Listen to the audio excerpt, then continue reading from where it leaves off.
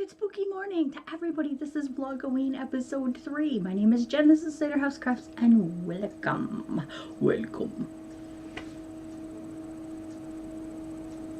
Okay, I'm not being funny, but I watched a really scary movie last night, so now I'm creeped out by everything. It's so stupid. Anyway, I'm having coffee out of my Halloween mug this morning, and I have done nothing to my hair. I have put it in a ponytail. Put a little bit of makeup on my face, and that's what you get, folks. That's what you get in here. So this morning we are going to talk about some craft. I didn't do a lot over the weekend. It seems like on Friday I have so much craft to show, but on Monday I don't, because we get busy doing stuff to the house on the weekend. So what did we do this weekend? We put the last coat of paint on the kitchen, and I did my normal houseworky stuff. That's it. We didn't go anywhere. Not going to go anywhere because I guess we're going to hear tonight that we're on lockdown again. So I've never left lockdown, so it makes no difference to me. But anyway, there you go. So I guess what we'll do is we'll kick off with the crafting, and then I'm going to talk about what I baked.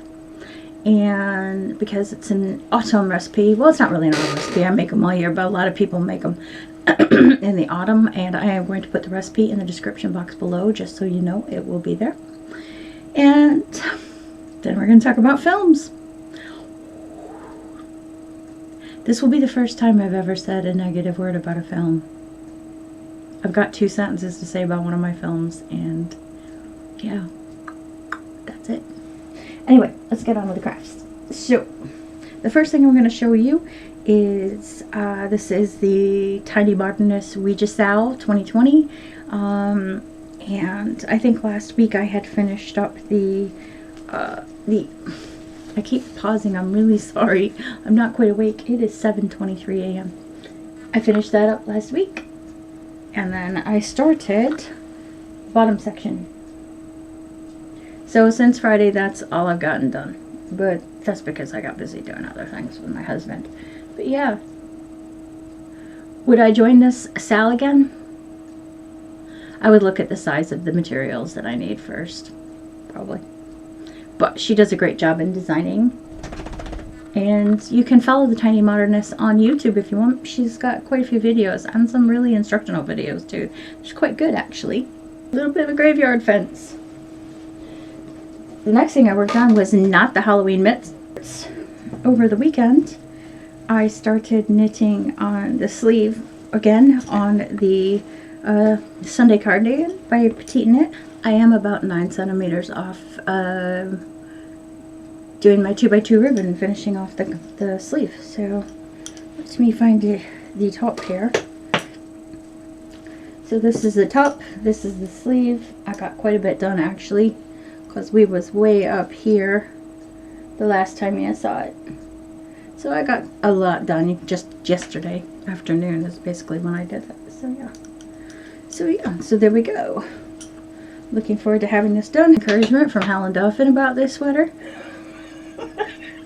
Get on it. You could do a sleeve by the end of the month. So I'm trying. So yeah, so that is the crafting. I have nothing. I did a little bit of sewing. I put a cuff on the cowl neck sweatshirt that I made. Anyway, yeah. So what did I bake? Let's talk about what I baked. So I baked some no-bake cookies. I'm going to put a picture somewhere here. Now, my mom made these as I was growing up. They're supposedly a southern thing, but I didn't ever know that they were a southern thing. The picture that I just loaded is from the recipe. Wasn't mine because I didn't take any pictures of mine, sorry. But yeah, they're a favorite of me, and Ian likes them very much, and they're quick, easy bake when I'm feeling super lazy and don't want to run the oven and run back and forth and take 5,000 cookies out of the oven. So yeah, so I made no bake. So they're basically peanut butter and cocoa, not chocolate, not like baker's chocolate, but cocoa. Oats, some butter, some sugar, and I do put a little bit of vanilla in. Sorry. So there you go. So they're very sticky and fudgy, and they're nice. They're a nice treat to have. Right. So, anyway, I don't even know if there's going to be a bunch of graphics in this one. It's going really quickly. I'm at 8 minutes right now. So, let's talk about movies. So the first movie we're going to talk about, and I'll keep looking over here at my paper, is Halloween H2O. Now, this is Halloween 20 years later. The original Halloween was in 1978. That starred Jamie Lee Curtis, obviously, and Donald Pleasance. And so this is 20 years later. And in case I haven't told any of you, I'm going backwards in this because it's, you know, my goal every year to watch the original Halloween on Halloween night. So, right. Anyway. So Halloween H2O is Jamie Lee Curtis, 20 years later. She has faked her own death in a car crash. She has changed her name, and she is now the headmistress of a private school in California. She has a son who is played by Josh Hartnett and a boyfriend who is the counselor at school, and that is played by Adam Arkin. So basically there's this dynamic between mom and son. Jamie Lee Curtis is positive Michael Myers is going to come after her. John can't take it anymore. She's projecting onto him. She's become a functioning alcoholic because of her nerves and da da da da. Obviously she's estranged from Josh's dad. Anyways, ends up, guess who comes back? Josh has asked his mom if he can go on a class trip to Yosemite Park. She says no because it's on Halloween. She's afraid that Michael will come back and kill him, blah, blah, blah, blah, blah. Ends up, she gives him permission slip to go. He doesn't go. He stays with his girlfriend, his friend, and his friend's girlfriend. Michael shows up. And I don't want to say anything else. It is pretty gruesome, though. I can tell you that. There are some things that I turned away from in this film because, like, ouch. Even Ian turned away from a couple things. It was like, ouch. It is, and it's very scary. It's engaging. It's scary. It's suspenseful. It's heartbreaking. The last 5 minutes basically lead you into the Halloween, not Curse of Michael Myers, Resurrection. And I said I was going to talk about that, so I will. Last week I watched Resurrection, didn't I? So mine, these are in reverse, so reverse, bloop, bloop, bloop, bloop, bloop. Reverse yourself.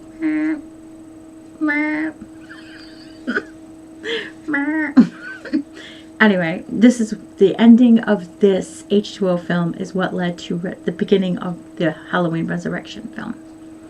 So, I know this is probably driving everybody mad, and you're all going, why are you watching them backwards? Why aren't you doing a progression? Because tradition dictates that I watch Halloween 1 on Halloween night. And this is how I do it. So anyway, yeah, I mean, there are some scary ass parts in this movie. I recommend it. I am going to give this film 5 bats because it deserves every one of them. It's amazing, and the cast is great. It's Jamie Lee Curtis, Adam Arkin, Josh Hartnett, Janet Leigh. Janet Leigh, who is Jamie Lee Curtis's mom in real life, plays her secretary in this movie, and it's really, really good. Also, there is another person in this movie who I'm not mentioning last because I think this person's last. I just love this person, and I wanted to chit-chat about his character, which is freaking hysterical. LL Cool J is in this movie, and I loved him. I loved him in Deep Blue Sea 1. Don't ever watch any Deep Blue Seas after 1 because they all suck shit. But the first one was pretty good, actually, and he was in that as well.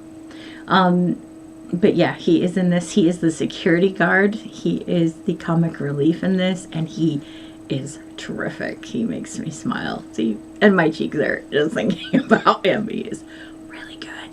I mean, it's great. It's funny. You really have to watch this film to appreciate it. But yeah, there you go. So 5 bats, Halloween H2O. So let's talk about Halloween 6, The Curse of Michael Myers. There are 2 versions floating around out there. And unfortunately, I had a crappy one that I just got new. And not my original one. I thought the new one had bits in it that weren't in the old one. But still was like the old one, and it wasn't. Dr. Loomis, at the end of this film, the ending was very abrupt. And Dr. Loomis, played by Donald Pleasance, was basically turned into something that he clearly is not, never was in any of these films, evil. And yeah, it was just weird and stupid. So, we're not going to discuss the producer's cut. I don't suggest you see it. I think it was awful. There wasn't enough new footage in it to make it worth your while, and definitely the ending is shit. So, the original stars Paul Rudd. Ooh, I love Paul Rudd. I could get me some Rudd. I could get my Rudd on. Oh yeah, yeah. Yeah, if somebody could convince me to leave my perfect husband, it would be Paul Rudd. It's true. It's all true. And if he ever saw this, he's probably going, sorry, Paul. Anyway, so, this film happens after H2O. So there's a kind of, Jenny, you didn't do it backwards? Well, I didn't, because I wasn't thinking when I told my husband, hey, could you load the Halloween H2O thing? Anyway, so what happens is Lori is now institutionalized because of the ending of H2O. Michael finds her and he kills her. Stabs her in the back. And she falls to her death at this hospital. We then cut to the family who's currently living in the Myers house, who is, you know, relatives of the Myers. So anyway, so obviously Michael's free. He's running around. Paul Rudd plays Tommy Doyle, who was in the original Halloween film as one of the children who were at the house that Lori babysat at. And Michael Myers shows up at that house. So Tommy Doyle has grown up to be Paul Rudd. Tommy. And he lives across the street from the Myers house. Now he's watching the Myers house. He's studied everything about Michael and why he does what he does. And so, anyway, so Paul's watching. He knows Michael's coming back. Laurie Strode's daughter, because these are all, I know it's confusing. She had a son in the last one, but now he doesn't exist. Laurie's daughter was kidnapped at the end of Halloween 5 when she was a little girl. Her name is Jamie. She was kidnapped by these people 10 months before this.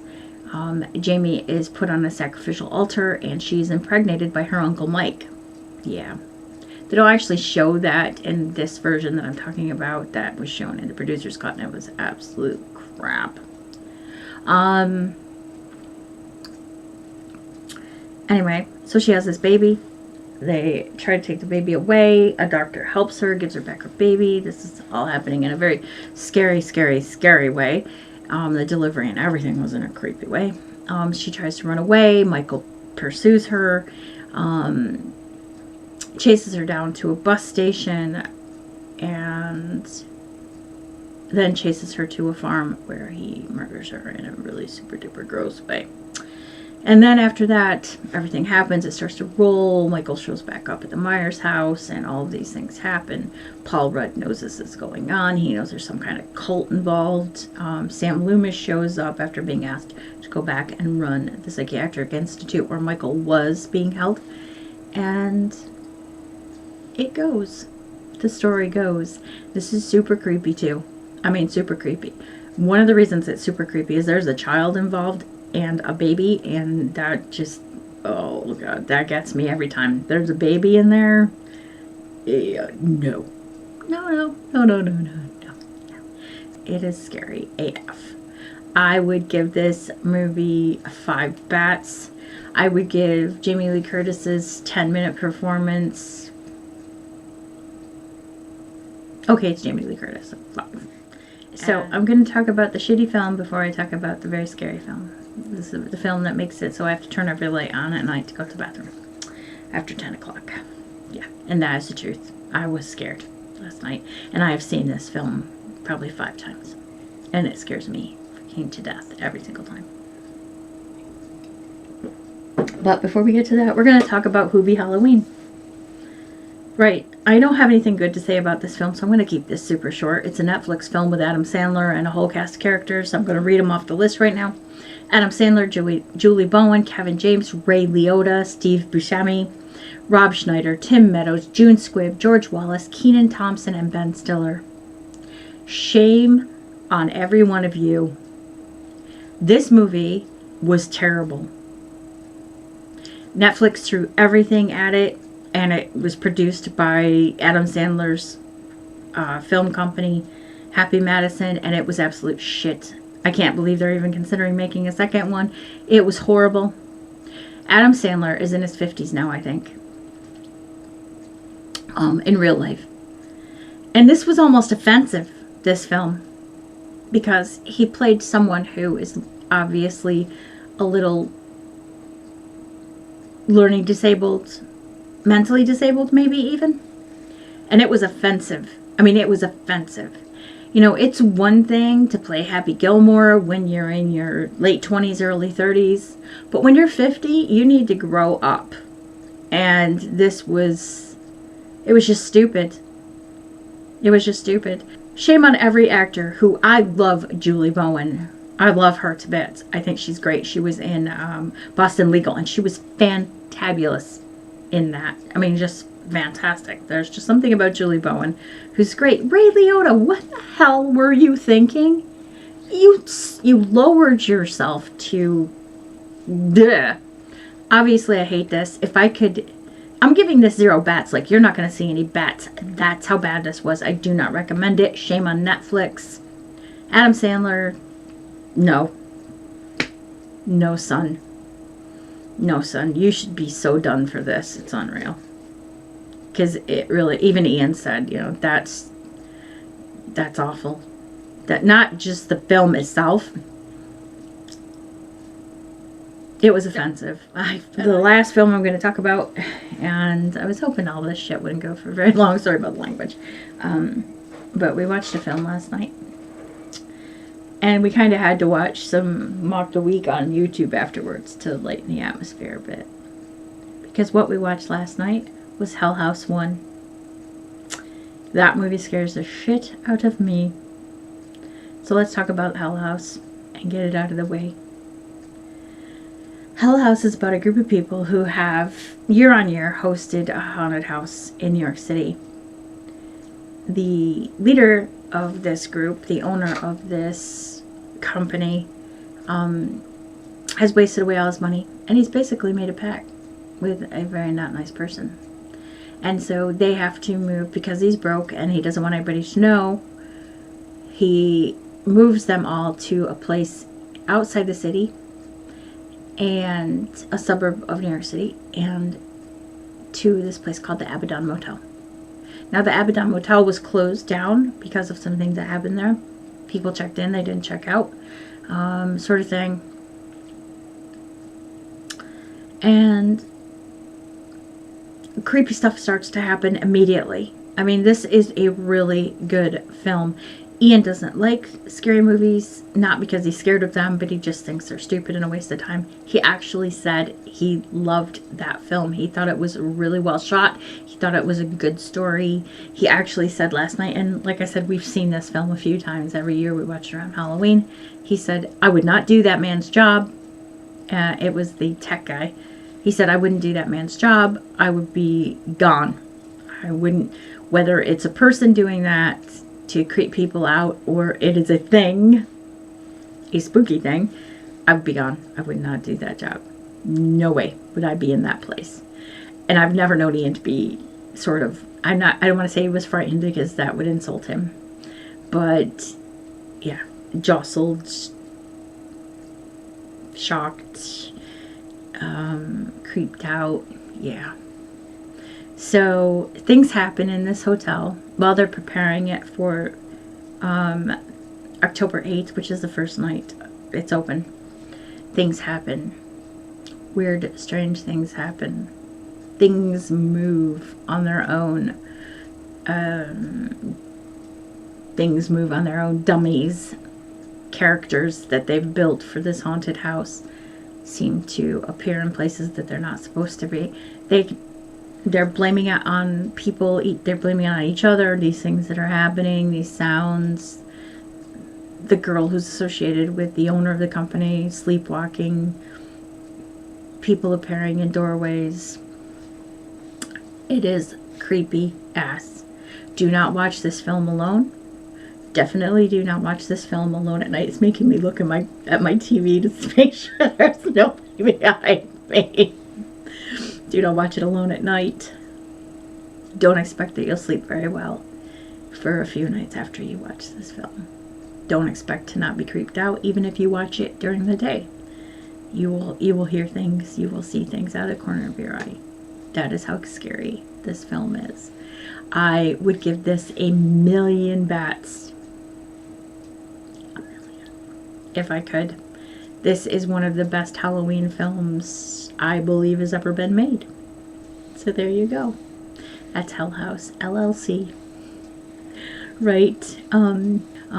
Next time we'll be watching Halloween 4 and 5. We're building up now because we're about 2 weeks away from the big night. So I guess that's it. Hopefully I'll get some cross-stitching done today. I have some regular housework to do. But yeah, hopefully I'll get some cross-stitching done today so I can share that with you on Friday, and some more knit on that sweater as well. And, excuse me, hopefully I'll be able to get that thumb in that fingerless mitt so I can, I'll be able to cast on for the second one. I hope you have a great week. Do some spooky stuff. Carve a pumpkin, rake your lawn, jump in the leaves, drink some cider, eat a donut, whatever you want. But stay scared stiff. I'll see you next. Oh, I'll see you on Friday. Take care of yourselves. Bye.